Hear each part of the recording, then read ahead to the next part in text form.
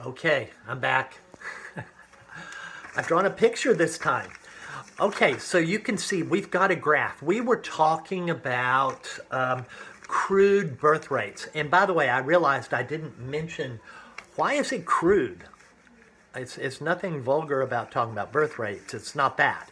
What it is it means that the population is not corrected for population characteristics. I mean, you could talk about the crude birth rate in a nursing home and it'd be zero, right? I mean, because everyone is postmenopausal, they're past reproductive age. So what we're saying when we talk about any given population as having a crude birth rate or a crude death rate, we haven't corrected for whether it's a young population or an old population.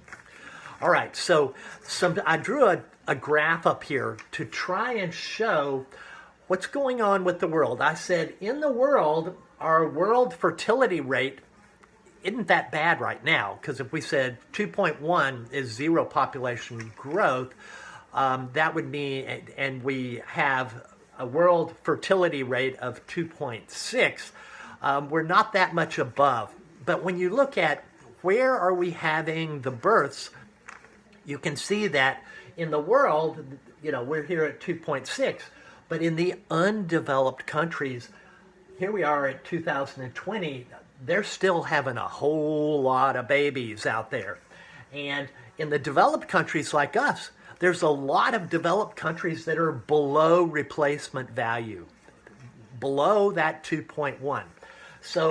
So the question is, why do we have such a high birth rate in these very poor countries? The undeveloped countries are the countries that don't have any money. They're very poor. They live a miserable life in many cases, and so we're trying to figure out why we have such high population growth in these kinds of countries.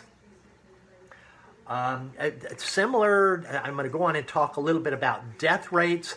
So a death rate is how, within a population, it's typically expressed as a crude death rate. And again, it is where we don't concern ourselves with whether or not it's an old population or a new population. We just say how many deaths are there per 1,000 people. So the crude death rate is just that, how many deaths there are per 1,000 people in any given population. Now, going along with death rates, we have life expectancy. So the life expectancy varies with population.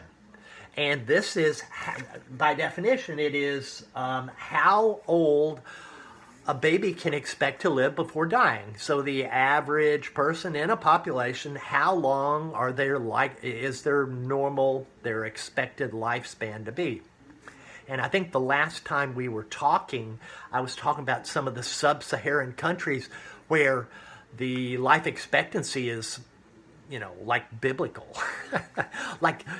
Back in biblical times, 2,000 years ago, around 30 years. Believe it or not, 30 years. Whereas in our country here in America, we can expect to live certainly into the late 70s on average. Now, what about maximum lifespan? What do you think? It is not increasing. In many cases, within a population, you can say life expectancy is increasing. And generally speaking, when a country goes from being undeveloped to being developed, you have an increase in life expectancy. But at maximum lifespan, it is not increasing. It is around 120 years. So the longest you can expect to live is around 120 years, and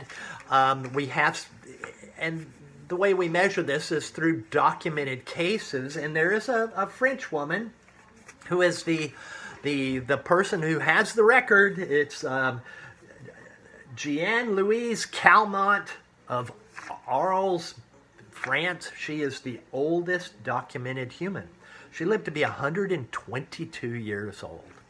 And interestingly, she smoked and drank and ate chocolate every day of her life. So even some of these things that we say are really bad for us, it didn't stop her. So life expectancy versus maximum lifespan. I'm going to stop right there.